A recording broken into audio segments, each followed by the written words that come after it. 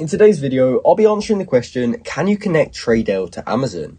Now, this is going to be a very quick and simple video, so make sure you watch this all the way to the end so you don't miss any important steps. Now, when you've been using Tradelle, you might have noticed when you click on a product that they do actually give you the option to import products to Shopify.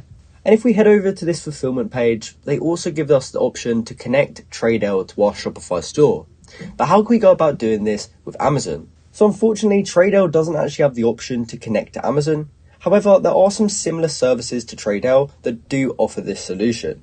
For example, one of them is AutoDS, and if we click on integrations and then go down to Amazon, as you can see, they actually have an integration with Amazon, and they do actually do a lot of the things that Tradelle does, such as having a place to do product research, and they also offer fulfillment, as well as a ton of other things. Now, if you wanted to try this out for yourself, I'll actually include a link in the video description down below.